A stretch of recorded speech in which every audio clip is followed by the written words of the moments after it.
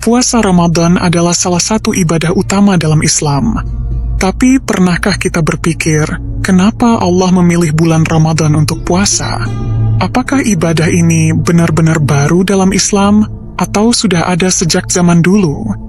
Nah, kalau kita telusuri sejarahnya, ternyata puasa sudah dilakukan sejak zaman para nabi sebelum Rasulullah Shallallahu Alaihi Wasallam.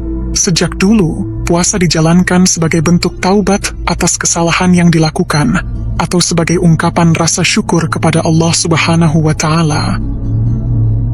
Secara sederhana, puasa adalah ibadah yang mengajarkan kita untuk menahan diri dari berbagai nafsu, seperti makan, minum, dan hal-hal lain yang bisa membatalkan. Dan menariknya, para nabi terdahulu pun sudah menjalankan puasa dengan cara dan tujuannya masing-masing. Jadi, puasa ini sebenarnya sudah menjadi bagian dari perjalanan spiritual manusia sejak dulu, bukan sesuatu yang baru dalam Islam. Menurut sebuah hadis yang diriwayatkan oleh Ibnu Abbas, ibadah puasa pertama kali dilakukan oleh manusia pertama di bumi, yaitu Nabi Adam alaihi salam. Seperti yang kita tahu, Nabi Adam dan Siti Hawa diturunkan ke bumi setelah tergoda oleh rayuan iblis untuk memakan buah khuldi di surga. Namun, ujian mereka tidak berhenti sampai di situ. Begitu tiba di bumi, Nabi Adam dan Siti Hawa harus menghadapi dua hukuman berat. Pertama, mereka dipisahkan di tempat yang sangat jauh, sehingga harus mencari satu sama lain dalam waktu yang lama. Kedua, Nabi Adam harus menanggung panasnya terik matahari yang membakar kulitnya hingga menghitam. Kedua cobaan ini membuat Nabi Adam alaihi salam semakin sadar akan kesalahannya. Dengan penuh penyesalan, ia memohon ampun kepada Allah dan bertaubat dengan sungguh-sungguh. Allah Subhanahu wa Ta'ala pun menerima taubatnya dan memberikan petunjuk agar Nabi Adam menjalankan puasa selama 3 hari berturut-turut. Mendapatkan perintah untuk berpuasa, Nabi Adam alaihi salam menjalankannya dengan penuh keikhlasan. Menurut riwayat Ibnu Abbas radhiyallahu anhu, pada hari pertama puasa, perubahan mulai terlihat. Kulit Nabi Adam alaihi salam yang sebelumnya menghitam akibat sengatan matahari perlahan kembali ke warna aslinya. Seiring berjalannya waktu, perubahan itu semakin jelas, hingga akhirnya di hari ketiga puasa, tubuh Nabi Adam kembali seperti semula. Setelah melewati ujian panjang, Nabi Adam alaihi salam akhirnya dipertemukan kembali dengan Siti Hawa di Bukit Jabal Rahmah, tempat yang hingga kini menjadi simbol pertemuan penuh makna.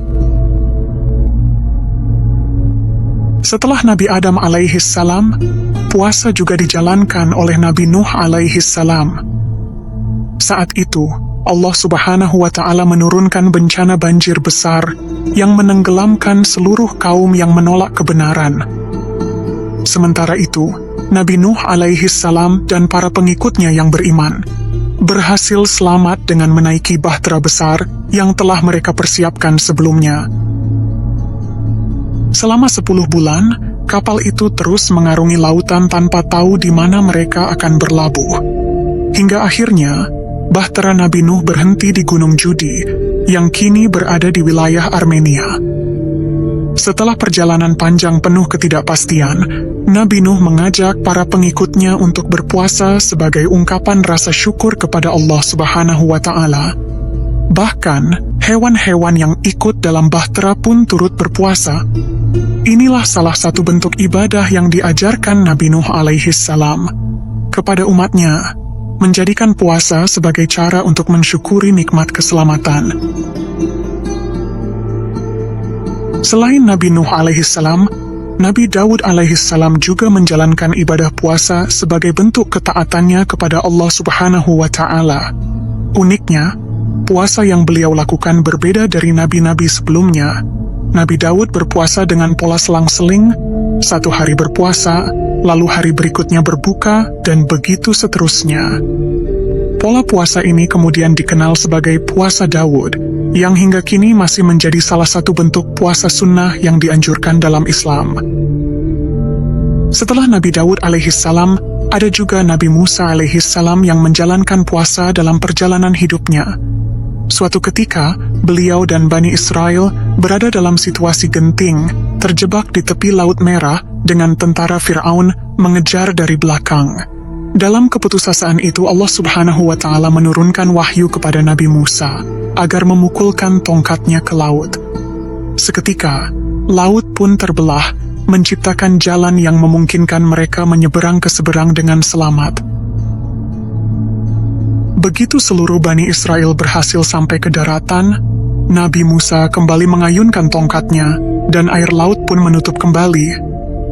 Tentara Fir'aun yang mencoba mengejar akhirnya tenggelam tanpa bisa menyelamatkan diri. Peristiwa selamatnya Bani Israel dari kejaran Fir'aun inilah yang kemudian menjadi alasan Nabi Musa memerintahkan kaumnya untuk berpuasa sebagai bentuk syukur kepada Allah Subhanahu wa Ta'ala. Puasa ini pun kemudian dikenal dengan nama Puasa Asyura. Sementara itu, Rasulullah Shallallahu Alaihi Wasallam juga memiliki kebiasaan berpuasa sebelum turunnya kewajiban puasa Ramadan. Dalam sebuah riwayat disebutkan bahwa beliau rutin berpuasa 3 hari setiap bulan. Namun, pada saat itu, puasa tersebut hanya dilakukan oleh Rasulullah sendiri tanpa mewajibkan umat Islam untuk ikut melaksanakannya. Kebiasaan ini terus berlanjut hingga Rasulullah bersama para sahabat hijrah ke Madinah.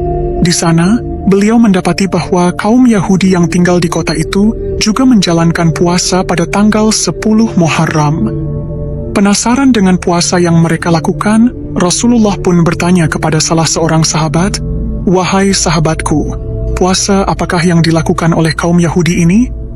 Sang sahabat menjawab, "Ya Rasulullah, mereka sedang menjalankan puasa Asyura untuk memperingati hari ketika Nabi Musa diselamatkan dari Fir'aun." Mendengar penjelasan itu, Rasulullah pun berkata, "Aku lebih berhak menjalankan puasa ini." Sejak saat itu, Rasulullah pun menetapkan puasa Asyura sebagai puasa yang dianjurkan bagi kaum muslimin. Namun, kewajiban puasa ini tidak berlangsung lama. Setahun kemudian, turunlah wahyu yang menetapkan syariat puasa khusus bagi umat Islam. Inilah yang menjadi awal mula kewajiban puasa Ramadan. Setahun setelah hijrah ke Madinah, Allah Subhanahu wa Ta'ala menurunkan beberapa wahyu penting yang menyempurnakan syariat Islam. Salah satu wahyu tersebut adalah perintah untuk mengubah arah kiblat dalam sholat. Sebelumnya, kaum muslimin menghadap ke Masjidil Aqsa di Palestina. Lalu Allah Subhanahu wa Ta'ala memerintahkan mereka untuk beralih menghadap ke Masjidil Haram di Makkah. Sebagian besar ulama berpendapat bahwa perubahan arah kiblat ini bertujuan untuk membedakan umat Islam dari umat-umat sebelumnya. Sebab, pada masa itu kaum Nasrani dan Yahudi masih beribadah menghadap ke Masjidil Aqsa. Selain perubahan kiblat, Rasulullah Shallallahu Alaihi Wasallam juga menerima wahyu tentang kewajiban berpuasa bagi kaum muslimin.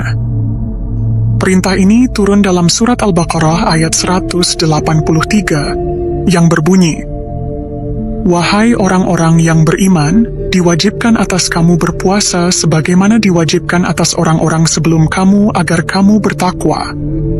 Setelah itu, turun pula ayat 185 dalam surat yang sama, yang menegaskan bahwa puasa tersebut harus dilaksanakan pada bulan Ramadan. Bulan Ramadan adalah bulan yang di dalamnya diturunkan Al-Quran sebagai petunjuk bagi manusia. Penjelasan petunjuk itu dan pembeda antara yang benar dan yang salah. Karena itu, siapa di antara kamu yang hadir di bulan itu, maka hendaklah ia berpuasa. Sejak perintah puasa Ramadan ditetapkan, Rasulullah tidak lagi mewajibkan puasa Asyura seperti sebelumnya.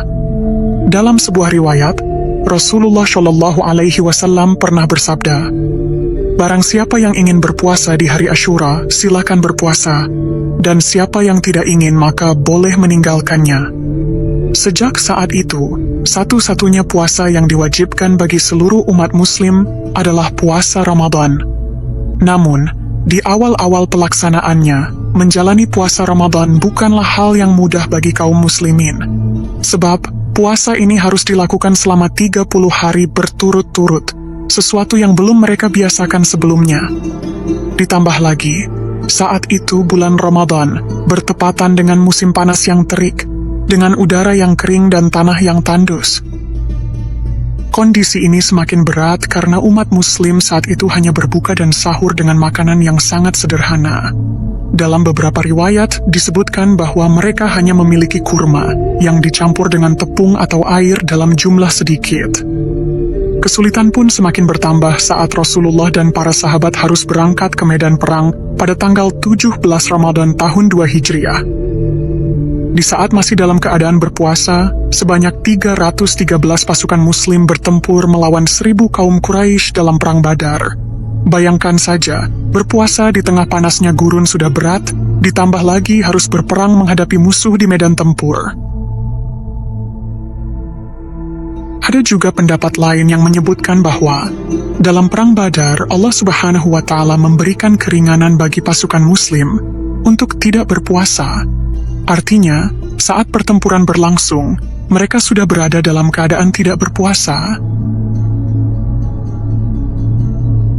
Namun, terlepas dari perbedaan riwayat itu, satu hal yang pasti adalah menjalankan puasa Ramadan di tahun-tahun pertama benar-benar terasa berat bagi kaum muslimin.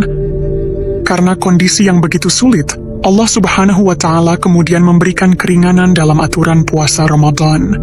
Awalnya, puasa Ramadan tidak langsung diwajibkan secara mutlak. Umat Muslim diberikan pilihan. Jika merasa keberatan untuk berpuasa, mereka boleh menggantinya dengan membayar fidyah, yaitu menyumbangkan makanan kepada orang miskin. Aturan ini bukan tanpa alasan. Allah Subhanahu wa Ta'ala memberikan pilihan ini sebagai cara untuk membiasakan umat Muslim dengan ibadah puasa, sekaligus memperkuat keimanan mereka. Setelah mereka mulai terbiasa dan keimanan mereka semakin teguh, aturan pun kembali diperbarui. Kali ini, puasa Ramadan menjadi kewajiban bagi setiap Muslim yang mampu menjalankannya. Setelah perintah puasa Ramadan diturunkan, beberapa sahabat pun bertanya kepada Rasulullah Shallallahu Alaihi Wasallam, "Wahai Rasulullah, bagaimana jika aku jatuh sakit saat Ramadan? Apakah aku boleh menggantinya dengan membayar fidyah?" Tanya mereka. Rasulullah menjawab, "Tidak, gantilah puasamu di hari lain."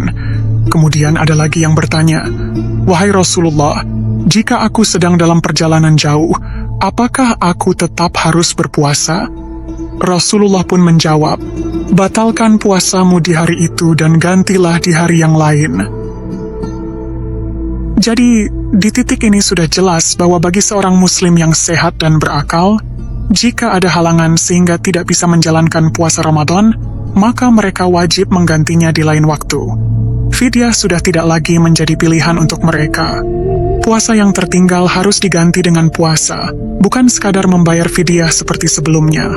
Namun, aturan fidyah tetap berlaku bagi golongan tertentu, seperti lansia, wanita hamil, atau ibu menyusui yang memang tidak sanggup berpuasa.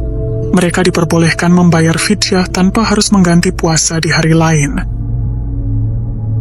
Tapi meskipun hukum puasa Ramadan sudah diperjelas dan diwajibkan kembali, umat Muslim masih menghadapi tantangan lain. Sebagaimana diriwayatkan oleh Abu Dawud, di masa awal puasa Ramadan, kaum Muslim harus menahan diri dari segala sesuatu yang membatalkan puasa hampir selama 24 jam penuh. Dulu, aturan puasa Ramadan jauh lebih berat dibanding sekarang. Umat Muslim hanya diperbolehkan makan dan minum setelah azan Isya berkumandang. Setelah itu, mereka harus kembali berpuasa hingga azan Isya berikutnya. Dengan kata lain, tidak ada waktu sahur seperti yang kita kenal sekarang. Namun, aturan ini kemudian berubah setelah terjadi sebuah peristiwa yang cukup mengkhawatirkan. Salah satu sahabat Rasulullah pingsan karena kelaparan. Melihat hal ini, Allah Subhanahu wa Ta'ala pun menurunkan aturan baru yang lebih ringan, yang akhirnya menjadi aturan puasa Ramadan seperti yang kita jalani saat ini. Bayangkan, dulu umat Muslim harus menahan lapar hampir 24 jam penuh. Tapi sekarang, Allah telah memberikan kemudahan bagi umatnya dalam menjalankan puasa Ramadan. Salah satu bentuk keringanan itu adalah perubahan waktu puasa. Perubahan ini bermula dari kisah seorang sahabat Rasulullah dari kaum Ansor bernama Qais bin Shirma. Qais bekerja sebagai petani di kebun kurma. Seperti biasa, di bulan Ramadan, ia tetap menjalankan ibadah puasa sambil melakukan pekerjaannya yang berat sepanjang hari. Saat waktu berbuka tiba, Qais pun pulang ke rumah dengan harapan bisa segera menyantap makanan. Namun, setibanya di rumah, ia mendapati bahwa tidak ada makanan sama sekali. Qais pun bertanya kepada istrinya, "Wahai istriku, apakah ada makanan untukku berbuka?" Namun sang istri menjawab dengan penuh kesedihan, "Wahai suamiku, hari ini kita tidak memiliki apapun untuk dimakan. Tapi tunggulah sebentar, aku akan mencari makanan untukmu." Mendengar itu, Qais memilih untuk beristirahat sejenak di rumah, sementara istrinya pergi mencari makanan. Selang beberapa waktu, istrinya kembali membawa sejumlah makanan untuk berbuka. Namun setibanya di rumah, ia mendapati suaminya sudah tertidur karena kelelahan. Akibatnya, Qais melewatkan waktu berbuka dan harus kembali berpuasa hingga keesokan harinya. Dengan perut kosong, ia tetap melanjutkan pekerjaannya seperti biasa, menahan rasa lapar dan dahaga sepanjang hari. Namun, di tengah pekerjaannya yang berat, tubuhnya tak lagi mampu bertahan. Qais pun akhirnya pingsan. Kabar tentang Qais yang pingsan pun cepat menyebar, hingga sampai ke telinga Rasulullah Shallallahu Alaihi Wasallam. Mendengar kejadian itu, Rasulullah segera berdoa kepada Allah agar umat Islam diberikan keringanan dalam menjalankan ibadah puasa. Doa itu pun langsung dikabulkan. Allah Subhanahu wa Ta'ala kemudian menurunkan firman-Nya dalam surat Al-Baqarah ayat 187. "Makan dan minumlah hingga jelas bagimu perbedaan antara benang putih dan benang hitam, yaitu fajar." Dengan turunnya ayat ini, aturan puasa pun berubah.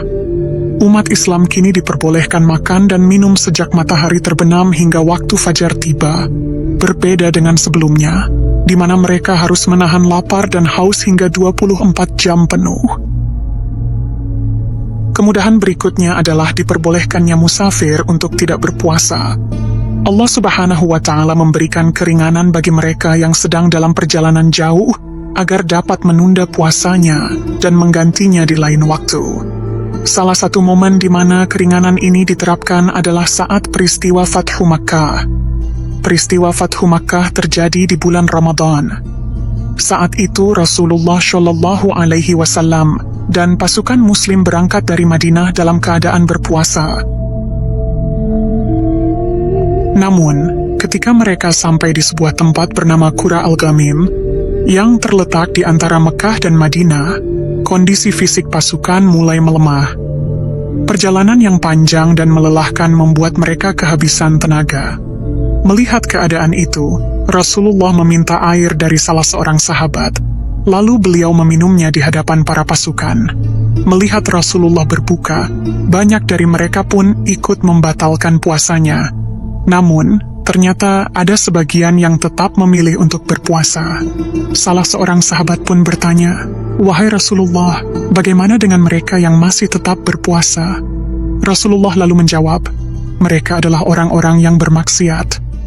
Maksiat yang dimaksud di sini bukanlah dalam arti berbuat dosa besar, melainkan Rasulullah menyayangkan sikap mereka yang enggan menerima keringanan yang sudah diberikan oleh Allah.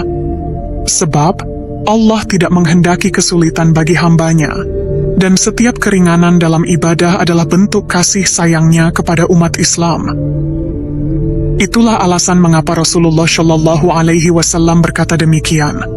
Momen tersebut menjadi dasar bagi keringanan yang Allah berikan kepada umat Islam, yaitu diperbolehkannya berbuka bagi mereka yang sedang dalam perjalanan. Namun, seperti yang sudah disebutkan sebelumnya, puasa yang dibatalkan tetap harus diganti di hari lain setelah Ramadan berakhir. Dari sini, kita bisa melihat bahwa kewajiban puasa yang kita jalani saat ini bukan sesuatu yang langsung ditetapkan begitu saja. Ada proses bertahap yang penuh dengan kemudahan dan keringanan dari Allah Subhanahu wa Ta'ala. Awalnya, puasa memiliki aturan yang lebih berat, tetapi Allah kemudian menyempurnakannya agar umat Islam dapat menjalankannya dengan lebih ringan. Selain berbagai keringanan dalam puasa, Rasulullah juga turut berperan dalam meringankan ibadah lainnya selama Ramadan. Salah satunya adalah sholat tarawih yang beliau jalankan dengan cara yang tidak memberatkan umatnya. Jadi itulah tadi kisah awal mula ibadah puasa Ramadan yang dijalani umat muslim. Ternyata dari dulu puasa ini mengalami berbagai proses penyempurnaan supaya nggak memberatkan. Coba bayangin kalau dari zaman Rasulullah Shallallahu Alaihi Wasallam dulu langsung diwajibkan puasa 24 jam penuh. Pasti berat banget kan? Kisah ini jadi pengingat buat kita semua supaya tetap semangat menjalani puasa di bulan Ramadan.